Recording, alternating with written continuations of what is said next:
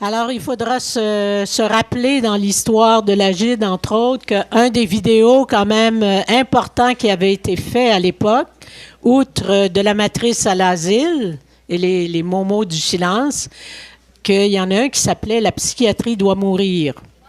C'était dans le début des années 80, fin des années 70, début des années 80. Alors, nous revenons aux sources avec la présentation de David. Alors, nous allons poursuivre la deuxième partie. David me dit qu'elle sera un petit peu plus longue que la première. Et ensuite, nous continuerons le débat, en fait. Alors, les personnes qui n'ont pas pu intervenir à la première moitié le feront à la deuxième. Alors, David. Merci beaucoup. Alors, j'ai terminé la première partie sur la notion de pouvoir psychiatrique et je voudrais donc enchaîner sur la phrase de Lorraine Gay qui vient de nous rappeler le titre de ce vidéo, « La psychiatrie doit mourir ». Et pour moi, il faudrait préciser que ce n'est pas la psychiatrie qui doit mourir, c'est le pouvoir psychiatrique. Grande distinction. Et j'espère élaborer un peu cette notion-là. Alors, si vous me permettez de vous lancer cette phrase, le pouvoir psychiatrique permet l'exercice d'une violence justifiée par un mythe. La violence que les psychiatres et les intervenants en santé mentale et les saints d'esprit infligent sur ceux et celles qui dérangent leur famille, leur communauté, l'ordre social, c'est essentiellement la violence de l'hospitalisation et du traitement sous contrainte, justifiée par le mythe de la maladie mentale. Donc il y a d'une part la nature métaphorique de l'expression maladie mentale et ses variantes, trouble mental, désordre mental, etc. Et il y a d'autre part l'utilisation distinctive de la coercition par la psychiatrie. Le choix qui se pose et qui s'est toujours posé à la psychiatrie et à la société est celui de rendre légitime ou de rendre illégitime cette violence. Mais il est très difficile de bien saisir les enjeux de cette question, car cette violence, elle est rarement discutée de manière explicite, même par ceux qui disent épouser une vision critique. Pour ma part, je suis certain que l'avenir et la vigueur de la vision critique au Québec et ailleurs seront déterminés par sa prise de position sur ces deux sujets. Le mythe de la maladie mentale et la coercition psychiatrique, uniquement sur ces deux sujets. Si on accepte de rejeter la coercition, malheureusement, on se retrouve à vouloir déplacer la pierre angulaire de tout l'édifice psychiatrique. Je vous propose qu'en psychiatrie, c'est la coercition, et uniquement la coercition, qui permet la survie et même la prospérité de différentes idées complètement farfelues, de théories sans aucun fondement. Sans la coercition, elles n'auraient d'importance que comme des curiosités historiques. Nous savons tous qu'il y a eu depuis une trentaine d'années une véritable avalanche de travaux critiques qui ont démonté boulon par boulon tous les aspects du savoir psychiatrique.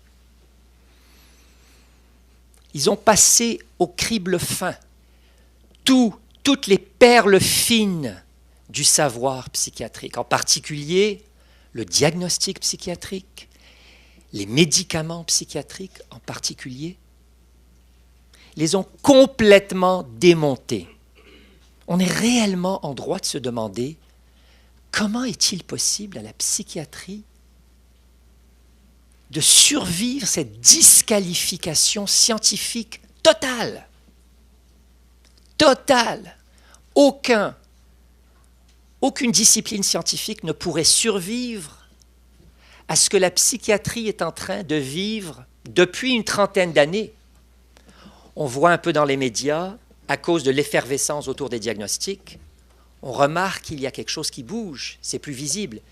Mais tout ce qui se dit à propos du DSM-5 a été dit à propos du DSM-4 et du DSM-3 et du DSM-2 et du DSM-1. Ça a été dit et redit et répété. Le savoir a été démonté complètement. Comment la psychiatrie survit-elle à cette disqualification scientifique? Je repose la question. La réponse, grâce à la coercition psychiatrique d'individus dans la société. Sans la coercition psychiatrique, une pratique sociale et juridique supportée par l'immense majorité des gens, les théories psychiatriques et leur evidence base auraient à se défendre toutes seules. Il me semble acquis qu'elles ne pourraient survivre, même pas 2 minutes, à un assaut critique des sciences humaines et des sciences sociales, sans parler des sciences médicales, qui n'ont absolument rien en commun avec le savoir psychiatrique. Sans la coercition, en plus, les pratiques de manipulation du corps qui semblent reposer sur les dernières théories psychiatriques, les théories psychiatriques du moment, elles aussi, ces pratiques auraient énormément de difficultés à résister les assauts critiques des intervenants psychosociaux. Ici aussi, il est très difficile d'imaginer comment ces pratiques psychiatriques pourraient survivre dans leur forme actuelle. Donc, il ne resterait donc à la popularité actuelle de la psychiatrie que l'accès qu'elle permet, comme discipline en apparence médicale, aux psychotropes.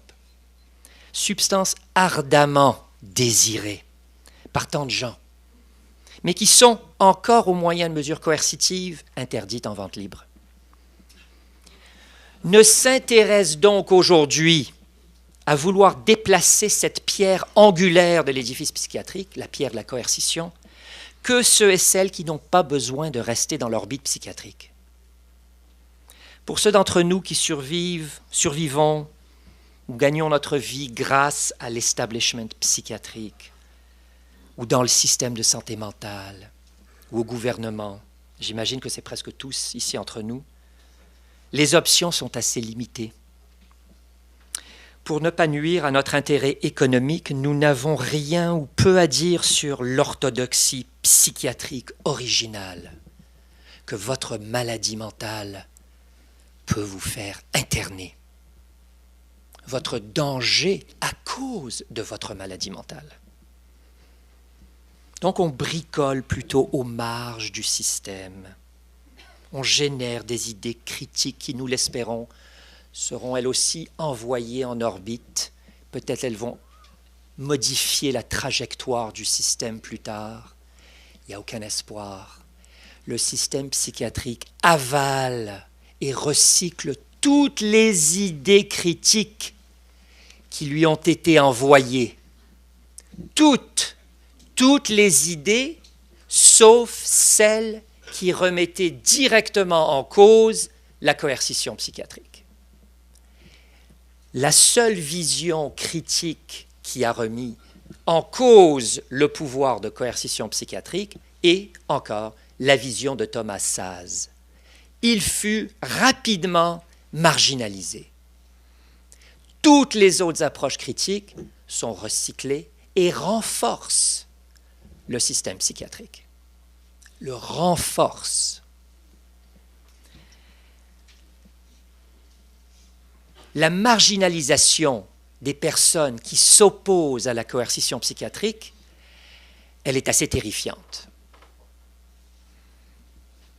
La leçon est très claire pour ceux et celles qui s'opposent. N'allez pas trop loin dans votre critique, même conceptuelle. Ne touchez pas à la coercition. Si vous cherchez à vous garder une place à l'intérieur du système.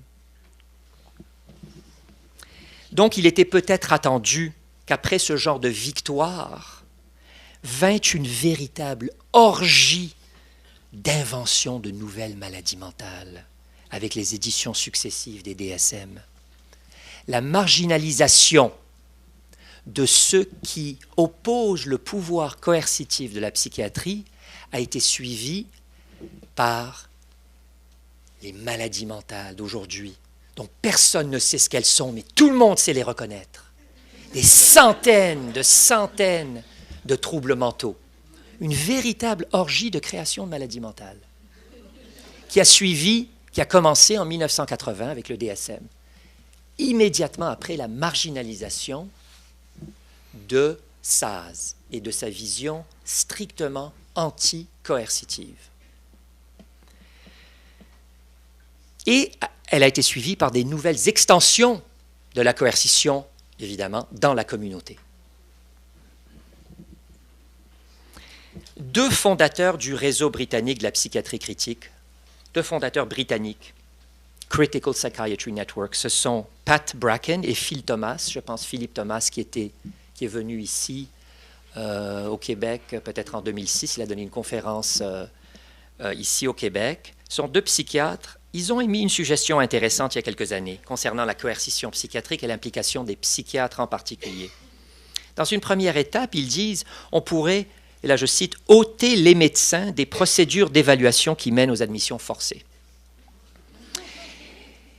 Les psychiatres pourraient renoncer, donc, selon ces deux psychiatres, qui s'appellent psychiatres critiques, au pouvoir d'hospitaliser par la force et le donner, selon ces deux psychiatres, que je connais bien personnellement et que j'aime bien, le donner aux autres professionnels qui voudraient le posséder. C'est une proposition intéressante, simplement parce qu'elle illumine le fait, elle illumine deux choses. D'abord, elle reconnaît qu'il y a une volonté de société d'emprisonner par force au-delà du système légal, aux alentours du système légal, parce que nous sommes supposément une société de droit. Nous votons des lois qui nous permettent de contourner le système légal pour incarcérer quelqu'un sur cause de danger présenté par une maladie mentale. Alors, d'abord, on reconnaît que la société, elle aime ce genre d'arrangement. C'est évident. Elle l'a toujours supporté et presque tout le monde le supporte. Peut-être dans cette salle, ça ne serait pas les 98%, mais je suis sûr que s'il y avait un vote aujourd'hui à l'Assemblée législative, l'Assemblée nationale du Québec ou n'importe où, un vote sur la question, est-ce on abolit la contrainte psychiatrique? Je suis sûr qu'il y aurait peut-être une personne, peut-être, qui voterait contre, qui voterait pour. C'est-à-dire que l'immense majorité des gens supportent ce genre de procédure. Il ne faut pas se leurrer du tout, c'est ça, c'est très imbriqué dans le tissu social. Alors, mais ce que fait aussi la proposition de Bracken et de Thomas, elle nous rappelle que les professionnels ou les corps professionnels peuvent choisir. En fait, elle pose la question, peut-on choisir ou ne pas choisir de participer à ce contrôle social coercitif? Et aussi, on peut choisir ou non de croire ou d'affirmer que ce contrôle social coercitif fait partie de la science médicale, ce que la psychiatrie maintient. Ça fait partie de la science médicale d'interner contre son gré une personne parce qu'elle est malade mentale. En Floride, le mois dernier, par exemple, le corps professionnel des infirmiers et des infirmières vient de faire introduire un projet de loi qui est déjà passé par une première lecture favorable, à donner aux infirmiers et aux infirmières le pouvoir d'approuver les mesures involontaires sous le mandat des lois de protection du malade mental. Donc, dans leur quête de pouvoir accru comme professionnels de la santé dans un système de soins de santé en mutation, ces professionnels, les infirmiers et infirmières en Floride, elles envient le pouvoir unique des médecins et des psychiatres. Elles ne peuvent résister à la tentation de l'exercer. On pourrait se demander combien de personnes ici refuseraient d'exercer ce pouvoir s'il leur était accordé. Alors il faut se poser cette question fondamentale. D'abord, est-ce que je refuserais d'exercer ce pouvoir s'il m'était accordé par l'État, sans réfléchir et répondre à cette question, à mon avis, il n'y a aucune vision critique en santé mentale, si vous voulez. Bracken et Thomas, qui ont fait cette proposition d'ôter les psychiatres et peut-être de le donner à d'autres, comme première étape, ils nous disent, comme première étape, ceci ne réduirait pas à elle seule le pouvoir de la psychiatrie, vu que celui-ci est constitué largement grâce au savoir psychiatrique. Alors pour Bracken et Thomas, c'est le savoir psychiatrique qui supporte le pouvoir psychiatrique. Pour moi, c'est le contraire exact. Il faut inverser complètement. C'est le contraire. C'est le pouvoir psychiatrique qui supporte le savoir psychiatrique. Alors, si on critique le savoir psychiatrique, comme je suis certain qu'on va le faire aujourd'hui, et allons-y, sans critiquer le pouvoir psychiatrique, ça ne fait aucune différence. Et ça n'a fait aucune différence. Le savoir psychiatrique est en fait le chaînon le plus faible de la psychiatrie. Rendons-nous à l'évidence. Le manque complet d'évidence, que j'ai passé des années à essayer de documenter à ma manière, le manque complet, total d'évidence scientifique pour appuyer les théories sur les déséquilibres biochimiques, les dérèglements de circuits électriques neuronaux, le rôle prépondérant ou même mineur des gènes dans le comportement déviant, tout ça, ça fait aucune différence de montrer qu'il n'y a pas d'évidence. Ça ne fait que nous faire hausser les épaules. Tandis que les pratiques psychiatriques coercitives, elles, sont bien plus solides. Elles sont imbriquées dans le tissu social, dans le quotidien des actions, même si elles sont peut-être minoritaires. Mais les recherches que je vois, c'est au moins 50% de tous ceux qui reçoivent des services dans le domaine de la santé mentale sont sujets à une intervention coercitive. Au moins 50%. Quel que soit le service, quel que soit le lieu, communauté, hôpital, etc. Et donc, déloger ce genre de pratique aurait des retombées extrêmement percutantes. Tandis que déloger le savoir psychiatrique, jusqu'à présent, aucune différence. C'est le pouvoir légal de la psychiatrie de coercer les innocents et d'excuser les autres, qui lui permet d'offrir régulièrement telle ou telle idée sans aucune inquiétude que le manque de preuves viendra la déranger. Aucune inquiétude. Il faut juste lire quelques livres d'histoire.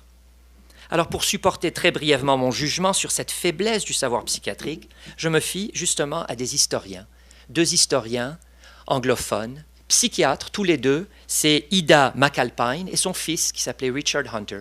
Et en 1963, ils ont écrit un livre monumental, fantastique, qui s'appelle « 300 ans de psychiatrie ». Et ils disent simplement « Il ne peut encore y avoir aucune histoire définitive de la psychiatrie, car la psychiatrie est encore trop peu différenciée de son passé. » Qu'est-ce qu'ils veulent dire par ça? Trop peu différenciée de son passé. Ça veut dire qu'elle n'a pas vraiment avancé. La psychiatrie dans le passé, la psychiatrie aujourd'hui, selon ces historiens, c'est la même chose.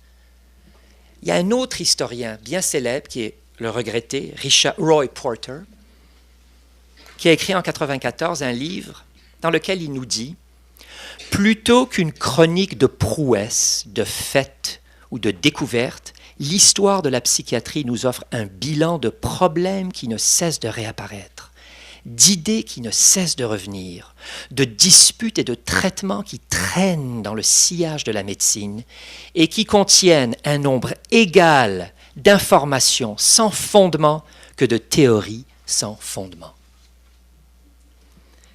Aujourd'hui, le combat de visionnaires critiques, à mon humble avis, devrait d'abord et avant tout être sur le front définitionnel.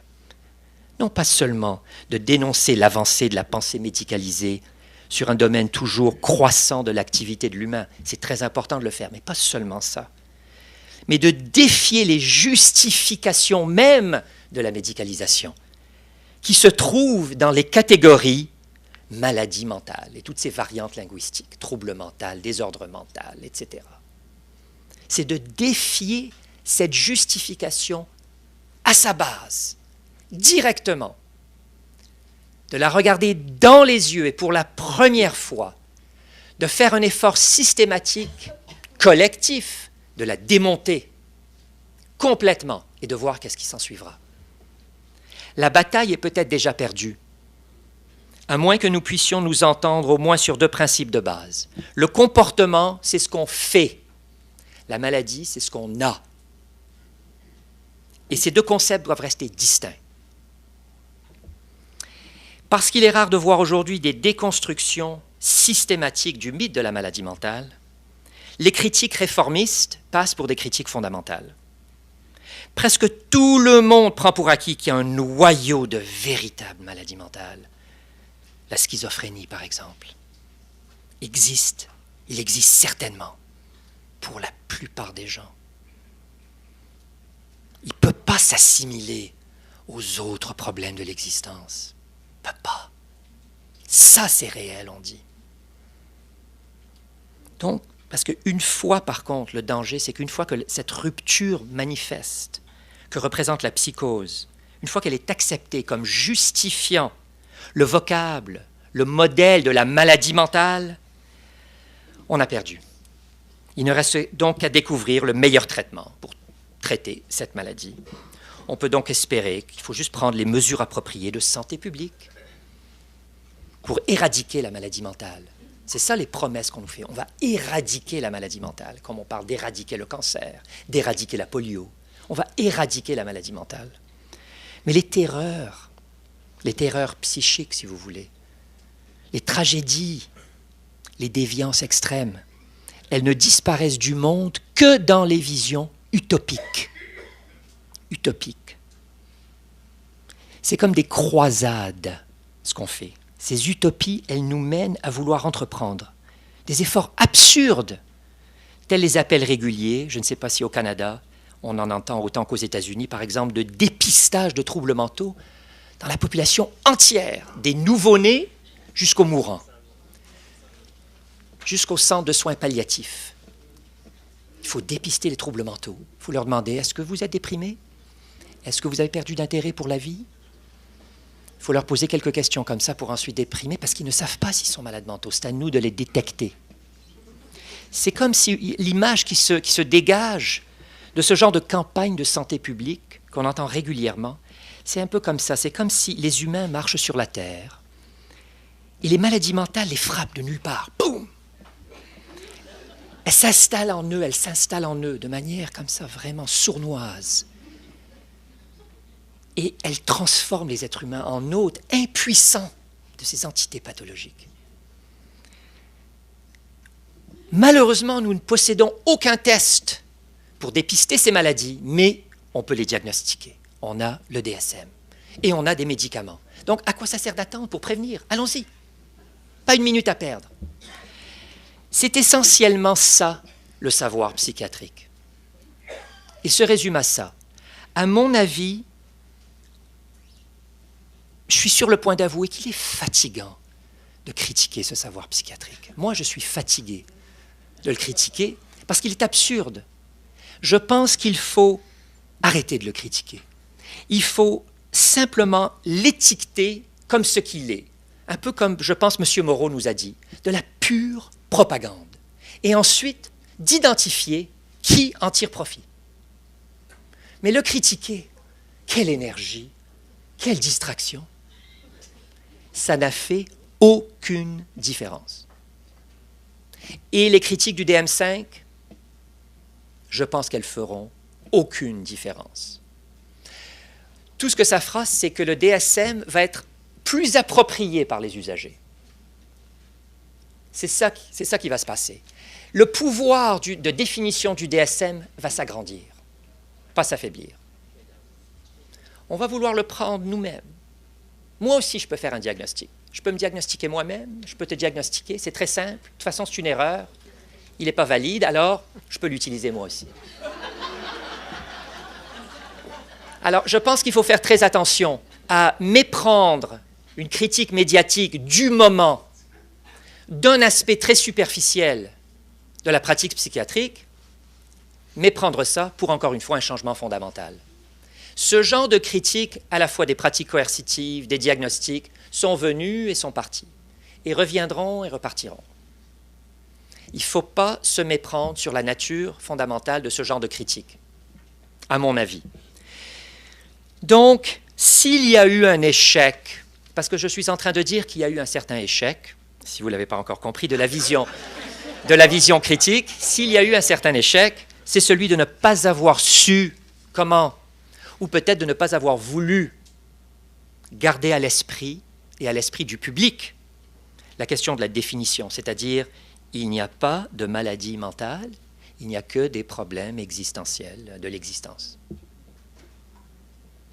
Dans les faits, l'évolution du système du diagnostic en psychiatrie démontre qu'une fois un seul comportement transformé en maladie mentale, quelle que soit l'ampleur, la gravité ou de l'inquiétude qui suscite dans l'entourage ou quoi, une fois un comportement devenu maladie mentale, n'importe quel comportement peut devenir une maladie mentale. Il n'y a aucun frein. Le premier critère du DSM de la définition de la maladie mentale, c'est la personne n'est pas contente avec le problème. C'est un problème pour elle. Il n'y a aucune limite à la création de maladies mentales. En fait, on en a comme ça 400, vous savez. Donc, une fois un comportement érigé en maladie mentale, aucune barrière pour quoi que ce soit. Et cela a en principe très peu à voir au fait que ceux qui participent au groupe de travail des DSM ont des liens financiers avec l'industrie pharmaceutique. Le diagnostic psychiatrique, il a précédé l'existence de l'industrie pharmaceutique. Il est vrai qu'aujourd'hui, le diagnostic est bien plus important. Les diagnostics DSM sont bien plus importants pour l'industrie pharmaceutique qu'elles ne le seront jamais pour les praticiens. L'industrie pharmaceutique dépend de l'existence de diagnostics pour faire approuver ses médicaments pour tel ou tel diagnostic. Elle dépend, elle est investie dans le diagnostic. Mais elle est aussi très créatrice. Elle saura s'habituer au manque de diagnostic. L'analyse de l'industrie pharmaceutique comme grande puissance sociale, elle doit continuer.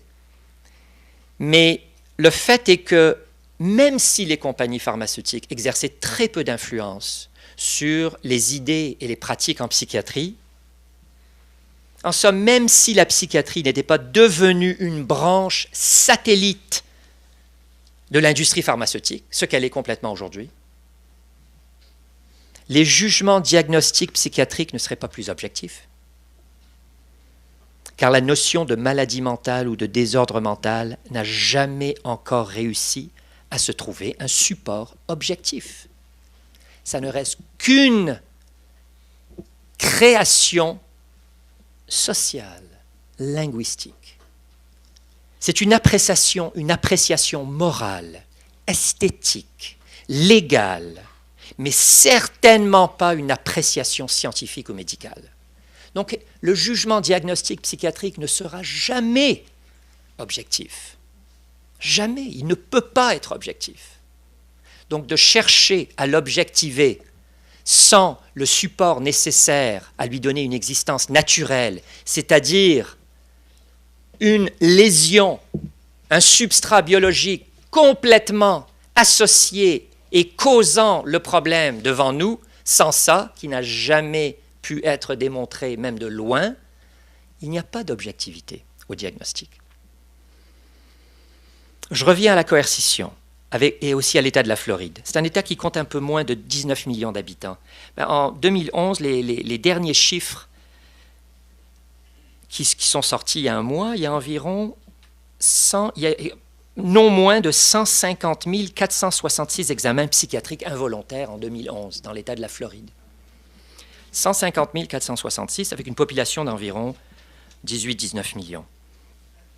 Comme d'habitude pour ce type de données sur les procédures psychiatriques involontaires à travers le monde, et en contraste avec les données disponibles sur les procédures de justice criminelle, les données de Floride ne nous permettent pas de savoir combien de ces personnes furent incarcérées suite à leur examen et pour combien de temps. Et les chiffres aussi ne nous disent pas combien de personnes se sont soumises à un examen psychiatrique sous la menace d'une procédure involontaire. C'est-à-dire que ce genre de choses n'apparaît dans aucune statistique. Quoi qu'il en soit, les chiffres indiquent que l'initiation de 2/3 de ces 150 000 examens était pour cause de danger, principalement menace de suicide. Et c'est important à parler du suicide, même très brièvement, gardez ça à l'esprit, parce que c'est l'un des principaux devoirs coercitifs de la psychiatrie. C'est la réponse de la société à la personne qui exprime le désir de se tuer. C'est une des grandes bases de la psychiatrie coercitive. Et sans confronter la question du suicide, directement, il n'y a pas de vision critique. Il faut avoir une prise de position sur le suicide, parce que sans cette prise de position, il ne peut y avoir de vision critique et il ne peut y avoir de critique de la coercition. Parce que dans les faits, elle consiste surtout à ça. Prévenir ou essayer de prévenir, parce qu'il n'y a aucune méthode de prévention du suicide. Aucune, n'en existe pas, même selon les plus grandes autorités. Donc c'est l'effort de prévenir le suicide. Mais la coercition psychiatrique aussi, elle n'est jamais transparente au plan linguistique. Si on parle d'une personne suicidaire, c'est-à-dire que la coercition psychiatrique, elle est justifiée toujours seulement en référence à la maladie mentale. La personne suicidaire, elle n'est pas décrite seulement comme suicidaire ou humiliée par ses défaites, insensible au sort de sa famille, ou indifférente au sort de ses dépendants, ou brisant l'ordre social, ou l'ordre moral, ou l'ordre religieux. Non, on ne porte pas de jugement sur elle, à part de dire qu'elle manifeste des symptômes de maladie mentale, de dépression, de troubles bipolaires. La coercition psychiatrique est toujours justifiée par le mythe de la maladie mentale. Et se débarrasser de l'un signifie se débarrasser des deux. Et c'est ce que Saz a vu, à mon avis. Dans sa grande clarté, il a vu que c'était deux jumeaux joints à la hanche. Tant que nous n'avons pas renoncé aux deux, j'ai bien peur personnellement que la vision critique restera une sorte de tactique de guérilla, un harcèlement à la marge, qui n'engage pas directement les troupes ennemies, si vous voulez me permettre ce métaphore, qui sera aussi elle-même enclin à perpétuer le même régime si elle devait accéder au pouvoir. Avec l'historien de la culture Morse Peckham, en 1979, il a écrit un livre superbe. Je reconnais avec lui que toute société a besoin de maintenir l'ordre et la cohésion sociale. Ce besoin doit, en dernier recours, tout groupe a besoin de ça. En dernier recours, ce besoin doit reposer sur la force ou la menace de la force. Si les modes, mais seulement si les modes préférables de contrôle social dans tous les groupes sociaux, c'est-à-dire la persuasion ou la séduction, échouent, n'arrivent pas à atteindre le but, le conformisme visé. Seulement en dernier recours. Et ça, à mon avis, c'est presque une sorte de vérité sociale universelle. Le recours à la force se retrouve dans tous les groupes sociaux. La force peut vouloir dire l'exil, l'exclusion, mais la contrainte physique, forcer quelqu'un à faire quelque chose, elle existe partout. Mais en dernier recours, une fois que la persuasion, ou comme Peckham l'appelle, la séduction. Mais l'imposition de la force et de la violence est une action disciplinaire normalement confiée à l'armée ou à la police. La médecine n'a jamais été envisagée comme violence policière.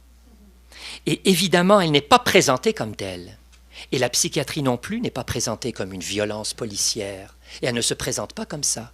Elle ne veut pas en parler de cette violence. Donc, lorsque les psychiatres ou les professionnels de santé mentale coercent, ils sont essentiellement des policiers mercenaires de l'État, qui se font passer pour des médecins ou des thérapeutes. C'est une des contradictions que Basaglia lui-même et d'autres avaient relevées. Cette contradiction qu'il faut aujourd'hui se concentrer sur l'incompatibilité du rôle d'agent double du professionnel de santé mentale, qui est typifié par le pouvoir psychiatrique, celui d'une sorte de guérisseur spirituel ouvert à vous et votre personne, mais en même temps agent pseudo-médical de contrôle social. Je voudrais conclure. D'abord, ce qui m'apparaît comme question fondamentale qui devrait préoccuper ses adhérents, comme je l'ai dit, d'approche critique, c'est des questions qui ont déjà été posées. Elles ont déjà été posées il y a plus de 60 ans, au moins. Certainement de manière plus forte et insistante par Thomas Szasz. À mon avis, se poser ces questions, travailler d'arrache-pied à trouver des alternatives à tous les niveaux, à l'emprisonnement psychiatrique de personnes troublées mais innocentes, et des alternatives politiques aux excuses psychiatriques, parce que la coercition, elle implique l'excuse de la psychiatrie, pour celui qui, pour 1001 raisons, n'arrive pas à fonctionner comme les autres. C'est aussi une action coercitive de la psychiatrie, de proposer des excuses que la société acceptera. Et donc, il faut trouver des alternatives pour ceux et celles qui ont besoin de l'aide de la société pour survivre. Tout ça devrait précéder l'effort de trouver les moyens les plus efficaces de travailler avec ces gens, avec nous. Le travail thérapeutique, laissez-moi vous dire un ou deux mots là-dessus, qu'on appelle le travail thérapeutique avec les personnes troublées. Après tout, c'est un sujet qui est discuté par au moins 400 écoles de pensée, en psychiatrie, en psychologie, en travail social, etc., depuis au moins 130 ans. Tout a été dit. Toutes les explications ont été données.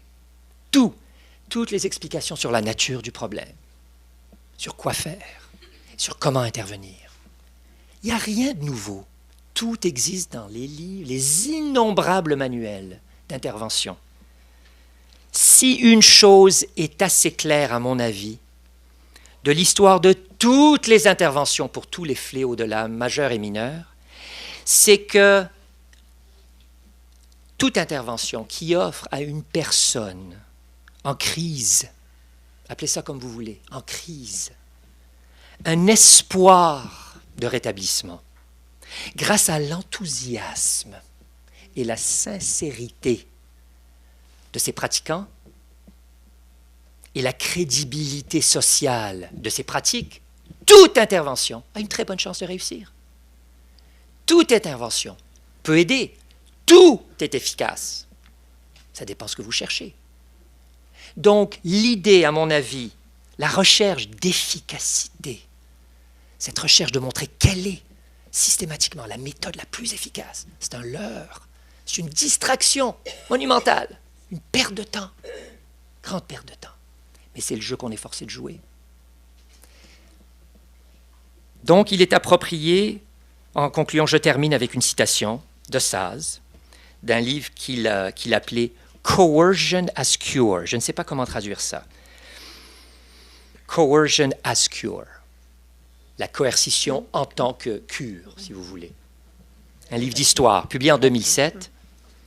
Et je vous cite ce petit paragraphe.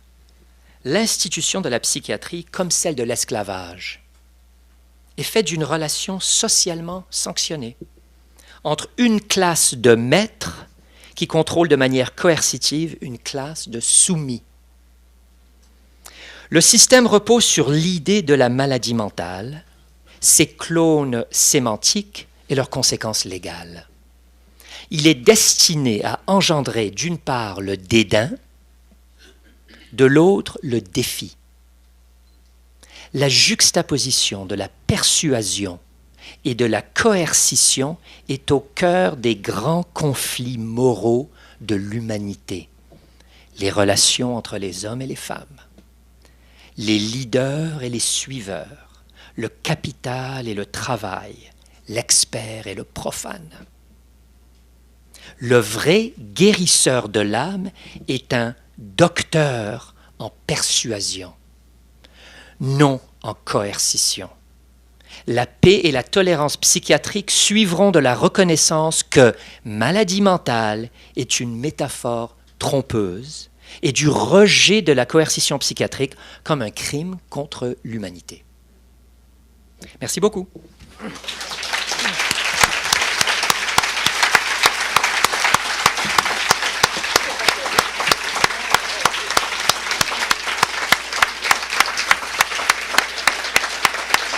Ça va?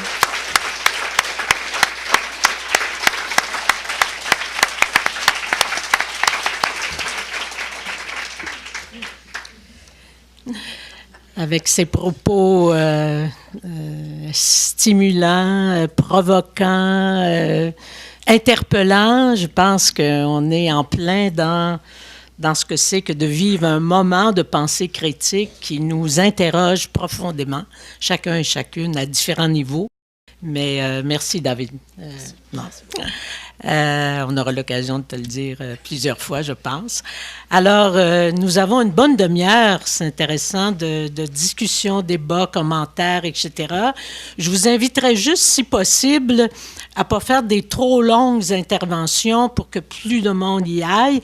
Mais en même temps, si vous voulez en faire une longue, parce que c'est comme ça que vous vous exprimez, bon ben, allez-y. Hein? On ne va pas faire de coercition ici. Je laisse la porte ouverte. Alors, monsieur, et si vous voulez encore une fois vous présenter, et je vous rappelle, on m'a demandé de le faire, que si vous allez au micro, c'est que vous acceptez d'être filmé et que vos propos soient retransmis. Si vous ne voulez pas, puis c'est tout à fait correct, levez la main, puis il y a un micro-baladeur qui va se rendre jusqu'à vous. Allez-y. Pierre Castonguay, je suis président de l'Association de l'Amicale des arts, de la musique et des sciences de Laval et je suis aussi membre de l'endroit de Laval. Et je veux juste vous faire sourire par quelque chose, parce que je vais vous parler un petit peu de mon expérience psychiatrique, là. J'avais dénoncé l'intervention de la PEC dans un centre hospitalier anglais. On a engagé une consultante pour me harceler. J'ai fait un harcèlement. Suite au harcèlement moral, j'ai fait une dépression. J'ai fait une plainte contre un directeur d'hôpital qui est maintenant aux Caraïbes. Là, je pense qu'ils viennent de l'arrêter. Et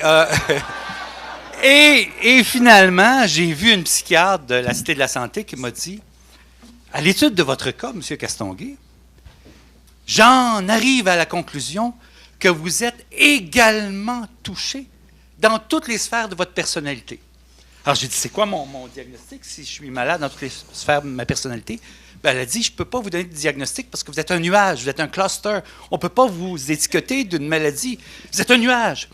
Et elle a dit, par conséquent, comme toutes les sphères sont touchées, vous êtes parfaitement équilibré. Alors, on a une définition de la santé mentale, c'est d'être touché également dans toutes les sphères de notre personnalité, ce qui crée un équilibre. Je suis le seul équilibré du Québec. Je suis parfaitement fou et équilibré à la fois. Alors, vos propos sont très édifiants parce qu'elle m'a dit, Monsieur Castonguay, étant donné que vous êtes en dépression profonde, étant donné que vous êtes touché dans toutes les sphères de votre personnalité, je ne peux pas vous prescrire de médication. Parce que vous pourriez en mourir même, parce que ça va déséquilibrer une des sphères qui équilibre l'autre. Alors, elle me dit, je n'ai que de choix que de vous prescrire des méthodes alternatives. Et je me suis guéri grâce aux méthodes alternatives de cette psychiatre qui m'a dit, allez faire des dessins, puis ensuite allez méditer, puis ensuite faites du... Alors, c'est ça, la psychiatrie moderne. Et la définition de la santé mentale, je vous le rappelle, mes amis, soyez déséquilibrés dans toutes les sphères de votre personnalité, mais parfaitement. Merci.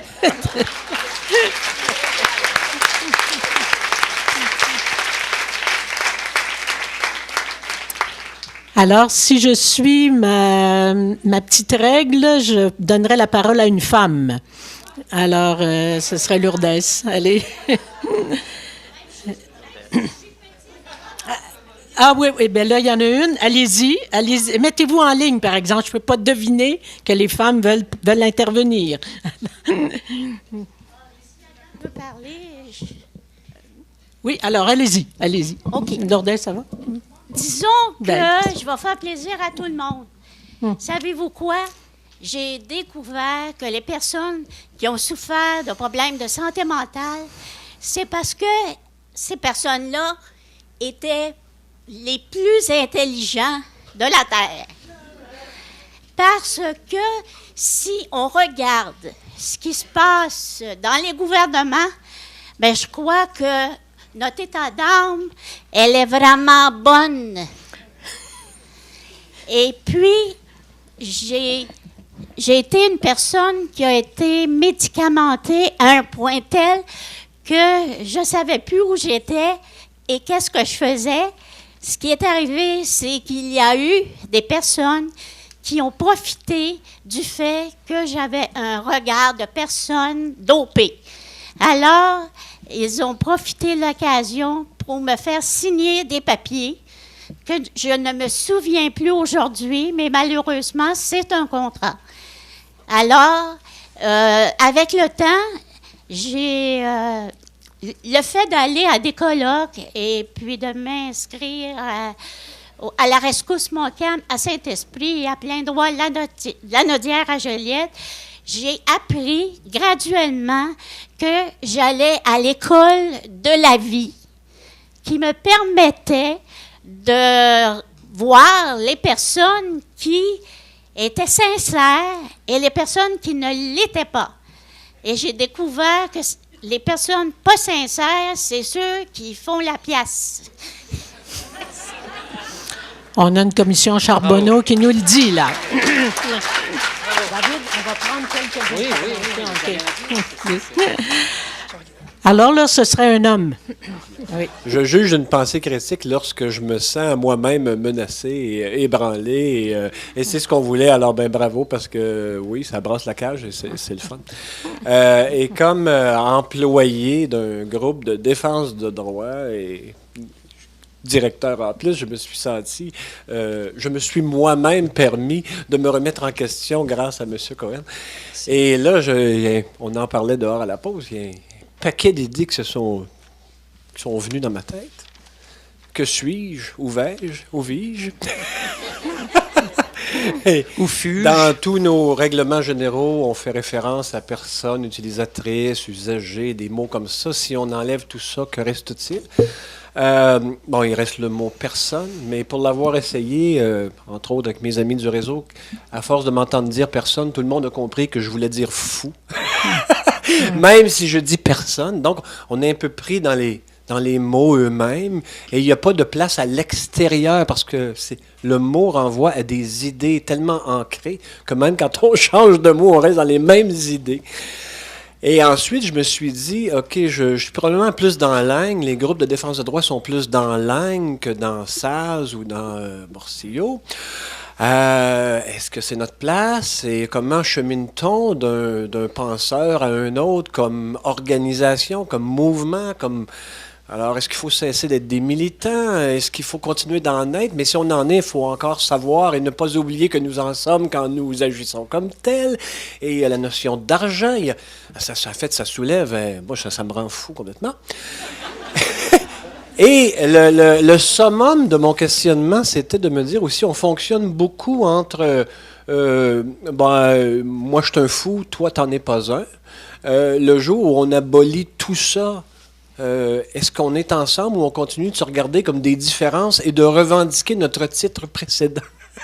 Parce qu'il y a aussi un paquet d'avantages à ça, économiques, social, identitaire, etc. C'est pas évident, votre affaire, même si je suis tout à fait d'accord avec votre analyse. Comment, à partir de maintenant, face à tout ça, chemine-t-on d'un endroit à un autre? Ma question, elle est là, je n'ai pas de réponse. OK. On va prendre, si vous êtes d'accord, on prendrait quelques interventions, puis David pourrait répondre, parce que sinon, ça va faire des dialogues. Alors, Lourdes, oui. Là, le microphone est ouvert, oui. Alors, merci infiniment. Tu peux te présenter, cher ami? Lourdes Rodriguez. Alors, je suis professeure à l'Université de Montréal en service social, à l'École de service social. Alors, j'allais dire merci beaucoup pour cette présentation, pour cette conférence provocatrice, extrêmement provocatrice. C'est très bien, ça, effectivement, ça nous invite à une grande liberté de pensée. Alors, je ne sais pas si commencer en disant « je ne suis pas d'accord ». Et comme ça, on va un peu dans la direction du débat que je crois est toujours intéressant et permet justement, ça nous invite à aller plus loin, à imaginer différentes possibilités. Alors, je vais me centrer peut-être sur ce avec quoi je suis tout à fait d'accord et les points que j'interrogerai de cette présentation. Je la comprends, dans un premier temps, comme une invitation à déplacer les regards et se centrer sur ce qu'on peut faire, nous, chacune de nous, chaque individu, dans les questionnements, justement, de différentes formes de pouvoir qui nous étiquettent, qui nous contraignent. Alors, à ça, j'adhère pleinement. Une invitation aussi au mouvement, que moi, je ne considère pas de façon si critique. Les mouvements que je crois, il y en a des mouvements sociaux en santé mentale, puis il y en a même des mouvements citoyens et démocratiques indispensables de mon point de vue. C'est peut-être une invitation à ces mouvements-là, c'est comme ça que je l'entends, à ne pas se centrer exclusivement sur intervenir auprès de l'État pour que l'État change, mais intervenir davantage sur la société, sur les conceptions qu'on véhicule tous les jours quand on adhère et on se nomme à soi-même comme dépressif, etc., quand on utilise aussi les dispositifs de la psychiatrie et de cet état-là pour réussir plus ou moins à fonctionner dans la société, parce qu'effectivement, la psychiatrie aujourd'hui, c'est le mécanisme fondamental à travers duquel on réussit à trouver l'aide nécessaire quand on est déprimé au travail, quand on n'arrive plus à travailler, etc., etc. Donc j'entends ta critique des mouvements sociaux comme cette idée de dire qu'il faut aller au-delà des interventions minutieuses, constantes, sur les règlements, sur la façon comment est-ce qu'on était en train de gérer ces pouvoirs psychiatriques que tu as si bien critiqué. Mais je pose l'abolition, d'accord. Abolir les concepts de maladie mentale, je suis tout à fait d'accord pour ce travail. Abolir les rapports de pouvoir instaurés par la psychiatrie, et je suis très contente d'avoir entendu la distinction entre la psychiatrie et les pouvoirs psychiatriques. J'aimerais peut-être t'entendre parler plus de pourquoi, c'est quoi les pouvoirs, mais les pouvoirs que tu veux éliminer, ça j'ai compris. Quelle est la psychiatrie qu'il faudrait préserver, ça tu n'as pas parlé, peut-être il n'y en a pas. L'esclavage, certainement, éliminer l'esclavage, les effets des inégalités, absolument. Et c'est là peut-être ma plus grande question sur laquelle je reviendrai. La souffrance de la condition humaine qui nous est commune, et c'est là le nœud fondamental dont on est en train de parler, peut-on l'éliminer? Peut-on l'abolir? Est-ce que la communauté suffit-elle? Est-ce que l'individu, avec ses voisins et ses amis, comme tu as dit dans la première partie, est-ce que ça suffit pour y faire face? C'est sûr que c'est très prometteur, et c'est là que moi je tiens énormément à travailler. Imaginer des pratiques sans coercition, ça nous fait changer complètement notre rapport au désir de mourir de la personne qui est devant nous, parce que tout d'un coup, il faut imaginer comment est-ce qu'on peut persuader quelqu'un qui ne veut pas être persuadé au moment où il ne veut pas. Il faut imaginer comment est-ce qu'on peut retrouver la personne qui a voulu un jour, qui peut vouloir, et donc il y a là quelque chose de cet enthousiasme que tu as nommé. Et là, la question que je me pose, c'est est-ce que cet enthousiasme est toujours assistentialiste? Est-ce qu'il faut éliminer le désir d'aider ou de soutenir? Ou sur quoi peut s'appuyer un désir d'aider, donc ces pratiques alternatives que tu as critiquées de façon si incisive?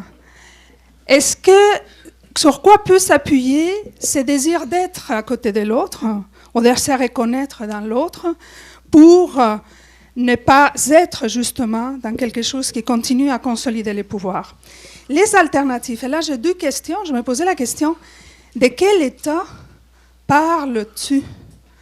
Et de quelles alternatives parles-tu? Les alternatives que je connais ne sont pas nécessairement les alternatives de la réforme psychiatrique que j'ai cru identifier dans ta deuxième partie de la conférence. Les alternatives que je connais aujourd'hui ici au Québec, ces mouvements alternatifs, ce sont les pratiques qui accompagnent et travaillent pour que ces sujets des droits émergent. Ça, c'est les véritables alternatives dont je parle, sur lesquelles j'aimerais t'entendre parler davantage. L'État que j'interpelle, ou l'État que je voudrais que les mouvements citoyens démocratiques en santé mentale interpellent, c'est la promesse de plus d'égalité et de plus de démocratie. Et donc, c'est interpeller l'État pour qu'il protège les droits.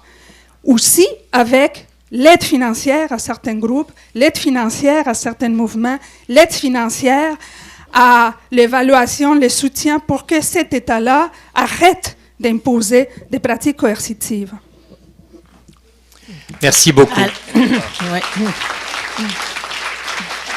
Alors, on prendrait, Jacques, pour l'instant, c'est la dernière intervention, puis ensuite David répond. Oui. Ben, moi, je suis entièrement Peux-tu d'accord. te nommer, Jacques? Jacques Saint-Onge de l'endroit d'Aval. Je suis entièrement d'accord avec votre critique. Puis je pense que je me suis souvent fait critiquer parce que j'étais trop permissif dans ma ressource. Par contre, je trouve que il faut caractériser la répression. Et pour moi, pourquoi la psychiatrie peut vivre sur la répression, c'est que justement, l'État a besoin de répression. Que l'État, actuellement, là, selon le Bureau international du travail, il y a 40% de la population mondiale qui vit avec moins de $2 par jour. De la population qui travaille en plus. Là. Ceux qui ne travaillent pas, ben, on arrive à 50% et plus. Eh bien, avec toutes les révolutions qu'il y a actuellement, ben, c'est sûr que l'État il va appuyer la psychiatrie parce que ça donne un faux vernis scientifique à la répression. Et puis il va y avoir, même vernis va servir, par exemple, à la peur des immigrants, à part de toutes les minorités, ou même majorité quand on parle des femmes. Alors, je veux dire, personnellement, aussi, il y a ce qu'on appelle le droit de propriété. Pour moi, il y a deux. Il y a la propriété collective exercée par l'État au nom de la classe dominante. Par exemple, les psychiatres pour les psychiatriser. Puis, il y a la famille, qui est la propriété privée, grosso modo. Et bon, à peu près toutes, non seulement les psychiatrisés, mais les personnes handicapées, les femmes, les personnes âgées et les enfants, bon, sont comme un peu la propriété privée de leur famille. C'est pour ça que souvent, les familles agissent en dépit du vouloir de toutes ces personnes-là. Et bon, puis il y a l'État qui, lui, agit pour toute la classe dominante. OK? Alors, c'est ce que je vois. Puis ça, je veux dire, bon, la propriété, puis puis l'esclavage, ça va ensemble aussi. Alors, quand il y a la propriété collective, ben, il y a l'esclavage domestique pour les femmes, puis en même temps, ben, il y a la propriété collective, comme par exemple la pornographie, etc. Bon, évidemment, ben, je ne pourrais pas être dessin pour la psychiatrie, tout le monde, c'est un peu ce que je pense. OK.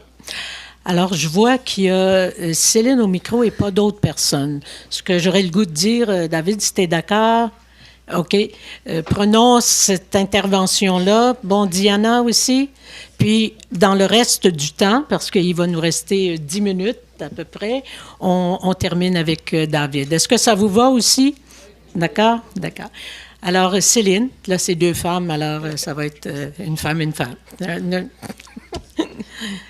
Voilà. Bonjour Céline. Moi, en tout cas, je sais que tu es souvent ici au Québec, c'est correct, je te tutoie, dans des mouvements, en tout cas, critiques, où est-ce qu'on peut avoir un changement vers quelque chose. Donc, moi, ça correspond à mon cheminement personnel, parce que dès le début, tu as beaucoup contribué à m'orienter. Donc, je te remercie pour ça et aussi pour qu'est-ce que tu as apporté au mouvement critique, autant aussi au mouvement alternatif. Et moi, je suis contente d'entendre ce que tu me dis aujourd'hui parce que j'ai eu 50 ans au mois de décembre. Et je me dis, pour moi, c'est un moment clé. Je veux que les années devant moi, je veux apporter quelque chose. J'aimerais qu'il y ait un legs, peut-être modeste, mais ce que je ne veux pas faire, je veux continuer à travailler d'une façon ou d'une autre, directement ou indirectement en santé mentale. Mais c'est clair que je ne veux pas contribuer à l'édifice psychiatrique d'une façon ou d'une autre. C'est clair, c'est clair. Donc, la question que je me pose, qu'est-ce que je peux faire pour sincèrement aider?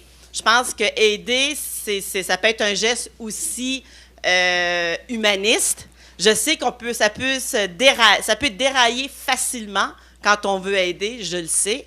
Donc, dans le fond, ma question est très simple. Là, je veux continuer à être ébranlée pour me poser des questions.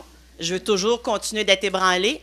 Mais aussi, je voudrais construire et bâtir quelque chose. Peut-être qu'il faut déconstruire en ce moment, mais j'aimerais aussi construire parce que si je déconstruis, il y a trop de personnes qui vont en souffrir. Est-ce qu'on peut changer les choses radicalement d'une façon sans trop blesser les personnes? Je parle des gens qui ont besoin d'être protégés d'une façon ou d'une autre. On a tous des moments où est-ce qu'on est vulnérable, parce qu'il y a aussi la vulnérabilité là-dedans. Donc, ça serait mon propos. Et j'étais contente aussi d'entendre parler qu'est-ce qui se passe par rapport aux hôpitaux psychiatriques. Je ne veux pas dire qu'il n'y a pas de gens de bonne volonté. Il y a des gens de bonne volonté partout. Moi, c'est vraiment par rapport au système psychiatrique que j'en ai. Et quand j'entends, j'ai beaucoup entendu dernièrement des commentaires de gens récemment qui sont passés par le système psychiatrique. Il y en a qui réussissent à se faufiler sans avoir trop de séquelles, mais ce n'est pas le cas pour plusieurs personnes. C'est un endroit qui n'est pas sécuritaire. J'ai quasiment fini. Oui, OK. Ce n'est pas un endroit c'est un endroit parmi les moins sécuritaires pour les personnes les plus vulnérables dans notre société. Moi, c'est mon point de vue. C'est mon point de vue. Donc, je vais terminer. Je pensais que juste dire 2 petits mots, mais je suis partie. Et puis, donc, j'aimerais ça contribuer quelque chose de concret avec d'autres et je serais intéressée d'entendre à ce propos. OK. Alors, Diana, rapidement. Professeur Cohen, ça va, merci d'avoir délié un peu le je et le nous, le vous. Et merci du souffle que votre pensée radicale et provocatrice me permet de donner du souffle à ma propre pensée. Et je vous appelle professeur parce que je vois que vous êtes professeur de psychopathologie et de psychopharmacologie. Et je me demandais qu'est-ce que vous enseignez. Et est-ce qu'on pourrait peut-être plus vous appeler, je ne sais pas, professeur, ou je ne sais pas qu'est-ce que vous enseignez, mais est-ce que vous enseignez plus les traces de l'histoire existentielle? Merci. Merci. Si je commençais par la toute dernière question, qu'est-ce que j'enseigne? J'enseigne justement les idées sur ce qu'on appelle la santé mentale, la psychopathologie, les troubles mentaux. J'enseigne ça surtout à des travailleurs sociaux, des psychologues, des infirmiers, des infirmières, donc des intervenants du système de la santé mentale.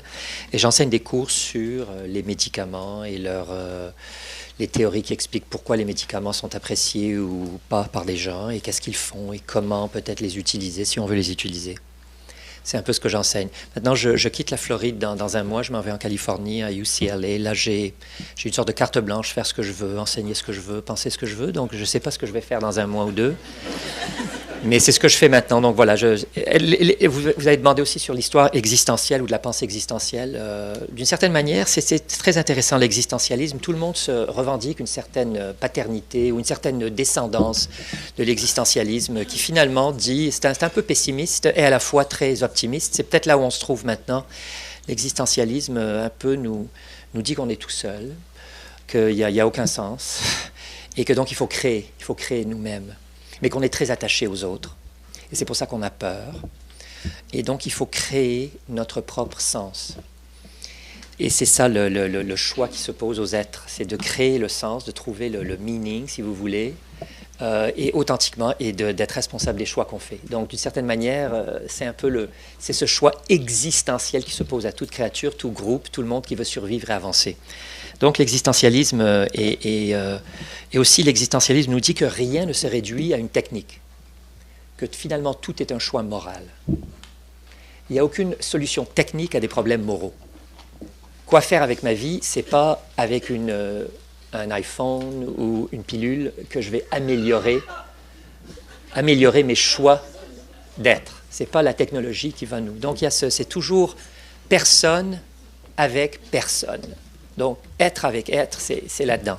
Et c'est pour ça qu'on veut aider. Donc, je pense, Lourdes, à un moment donné, tu as demandé sur quoi s'appuie un désir d'aider. Bien, il s'appuie, je pense qu'il n'a pas besoin de s'appuyer sur quoi que ce soit. Il est là, il est évident, on le sent, il se suffit à lui-même. Il s'appuie sur le fait, s'il faut une explication, on est des êtres sociaux, on recherche la compagnie de nos semblables. On aime prendre soin de nos semblables, on le fait en famille, on le fait dans toutes les espèces qui nous ressemblent. Donc, il s'appuie, je ne sais pas sur quoi il s'appuie ou sur quoi il doit s'appuyer, mais c'est peut-être la seule chose dont on n'a pas besoin de demander, il faut l'appuyer sur quelque chose. Il est là, il est fantastique, et peut-être ne touchons pas à ce désir-là du tout. N'essayons pas de le décortiquer. Mais Céline aussi a demandé à un moment donné, quoi faire pour sincèrement aider ? Et moi, je pense, ça rejoint cette question-là. Quoi faire pour sincèrement aider? Je pense qu'il faut demander à l'autre ce dont il a besoin. Et ensuite voir est-ce qu'on peut lui donner. C'est la première chose.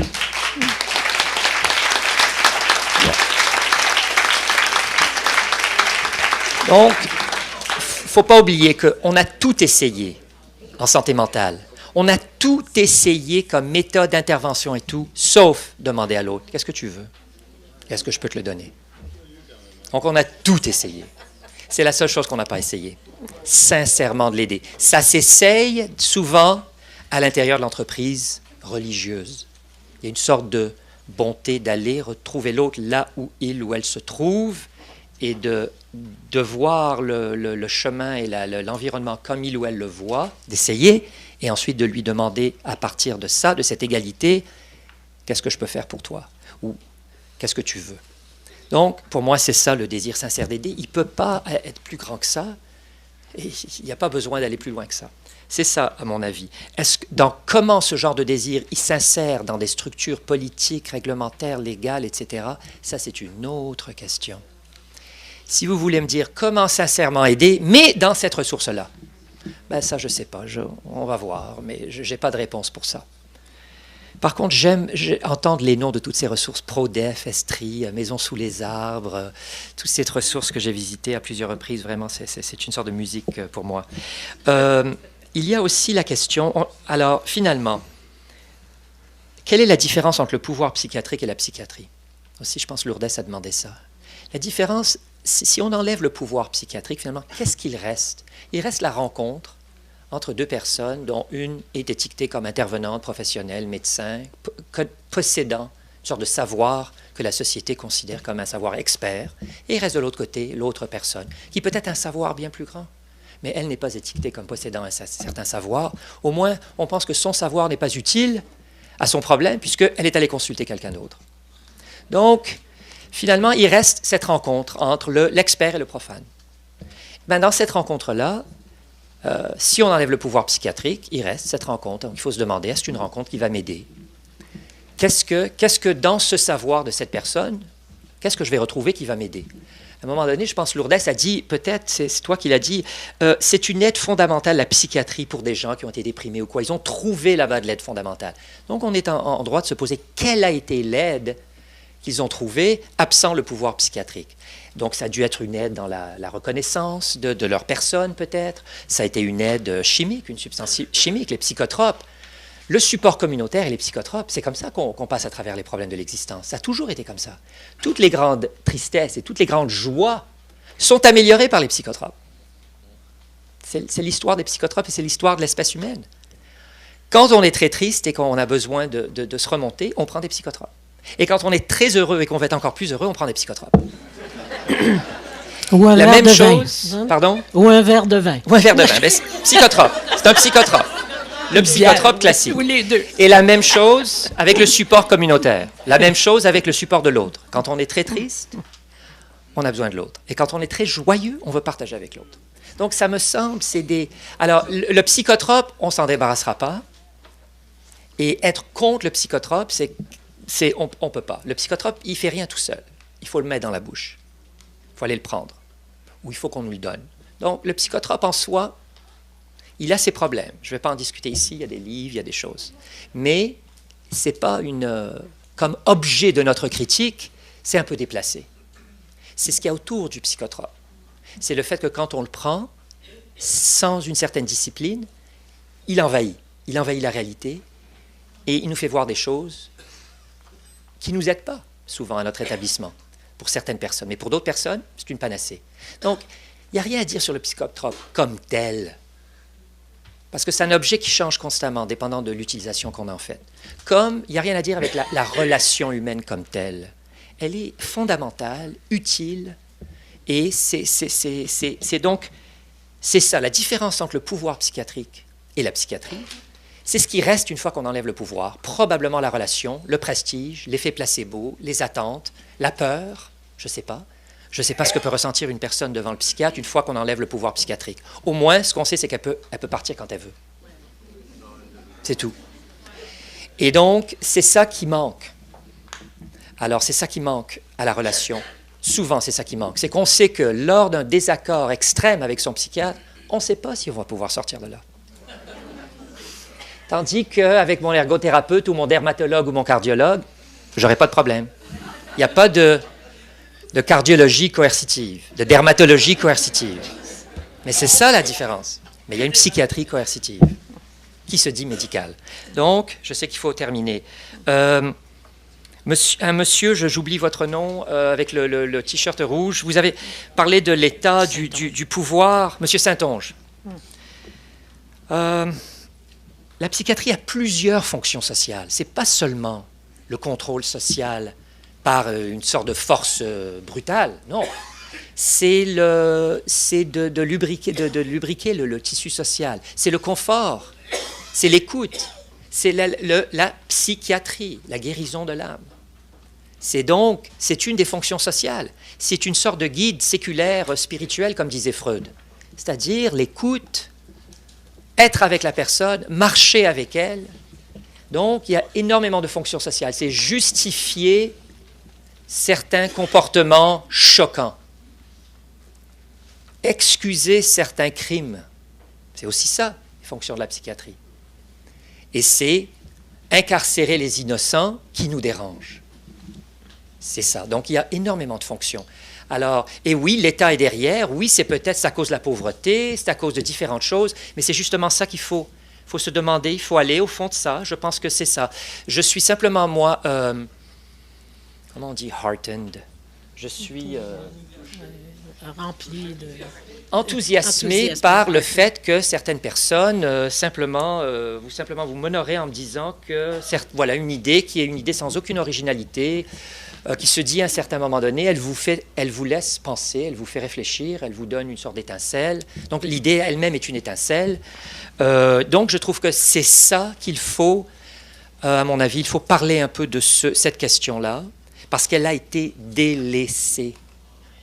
La question des droits, le droit fondamental, c'est le droit d'être un être humain. Ce n'est pas le droit d'être une femme, le droit d'être un malade mental, le droit d'être un homosexuel. C'est le droit de ne pas avoir ces étiquettes. C'est le droit de dire « je suis un être humain et je rejette comment vous m'appelez ». Ça, c'est le droit fondamental. Et donc, je milite plus pour ce genre de droit que pour le droit des psychiatrisés. Parce que c'est un droit qui, à mon avis, encore une fois, les emprisonne davantage. Alors voilà, merci beaucoup, vous êtes vraiment très aimable.